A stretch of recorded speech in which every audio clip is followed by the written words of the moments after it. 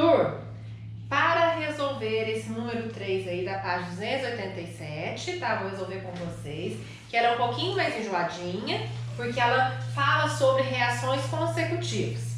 Né? Essas reações consecutivas têm sido muito cobradas no Enem, então por isso eu quero fazer com vocês, para vocês entenderem o que é, né? Qual que é o principal fator que comanda a gente fazer essas reações consecutivas, tá? Então vamos lá, esse exemplo é muito legal e se não fizerem direitinho, vocês às vezes marcaram a resposta incorreta, porque depende dessas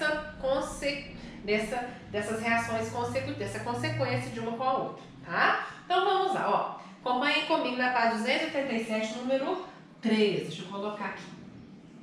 Um processo de obtenção do níquel consiste: separação do sulfeto de níquel, Ni2S3, do minério pentladita, constituído do sulfeto de níquel e ferro.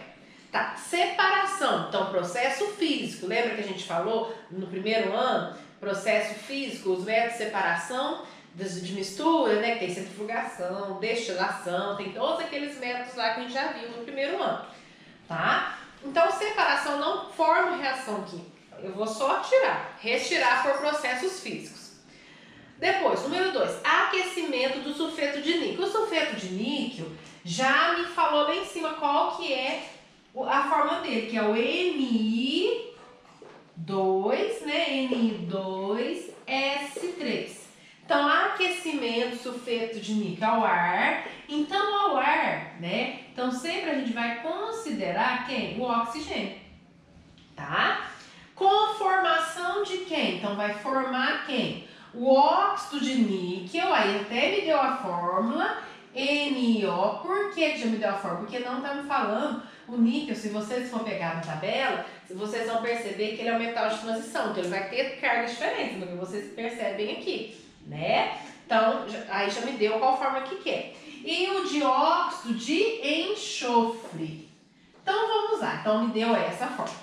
Primeira coisa, antes de eu passar para a equação 3, então essa aqui é a equação 2. Como é uma reação consecutiva, eu tenho que observar se está balanceado, tá? Porque todas essas reações que vem escrito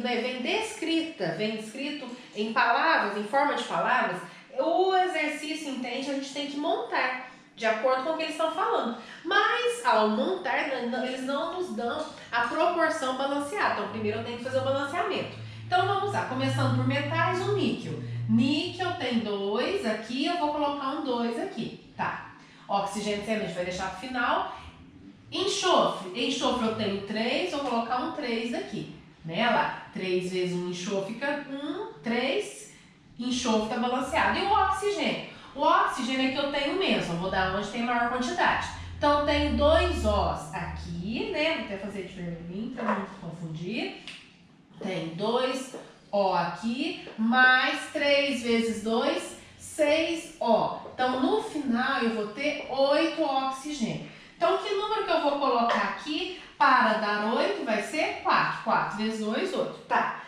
A primeira reequação ficou assim, né? Vamos para a terceira, ó. O aquecimento do óxido de níquel com carvão, obtendo-se o metal monóxido de carbono. Então, o que eu vou pegar? Eu vou pegar. Então, primeiro eu fiz essa etapa aqui, que é o aquecimento dele no ar. Então, o aquecimento no ar, a gente vai considerar o oxigênio, porque é ele que reage, ele que oxida, né? A gente vê que sempre quando fala aquecimento ao ar livre, sempre combustão, sempre vai ter o oxigênio como um dos reagentes, tá? Aí, então eu vou pegar o aquecimento a reação do NiO com carvão. Percebam que o carvão, né, sempre ele é representado por C, porque ele é um alótropo do carbono, igual tem diamante, tem o que é o C, tem o grafite, que é o C, e tem o carvão também, que é representado pela letra C. Ainda tem a fuligem, que também é C, tá? Então, nós temos todos esses alótropos, tá? Então, toda vez que falar carvão, diamante, grafite, vocês vão colocar representado pela letra C, tá? Formando quem? obtendo-se o metal, que é o níquel, que eu sei que ele é o metal, mais o monóxido de carbono. Tá. Só que perceba como para obter essa ação, eu tive que formar essa aqui primeiro para depois obter. Então, uma é consequência da outra, tá? Então, como aqui eu formei 2, então aqui eu também tenho que começar com o número 2, porque aqui foi esse produto era 2, então ele vem para cá com o número 2.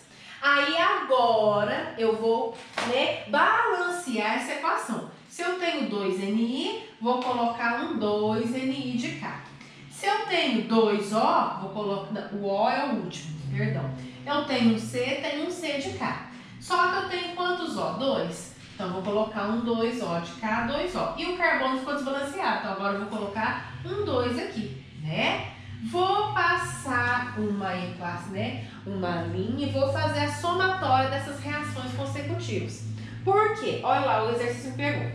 A equação química global, Então, quer dizer que global, então nós vamos lembrar lá da lei de Hess, que vai me dar um tanto de semi-reação, eu tenho que somá-las e vou obter uma equação global. É o que acontece aqui, Então, vamos lá. Primeira coisa, como que eu vou fazer, Os reagentes que estão do lado dos produtos e dos reagentes, eu tenho que cortar. Por exemplo, o Ni2S3. Tem algum Ni2S3 do lado dos produtos? Não. Então, eu vou, ele vai continuar, não vai ser cortado.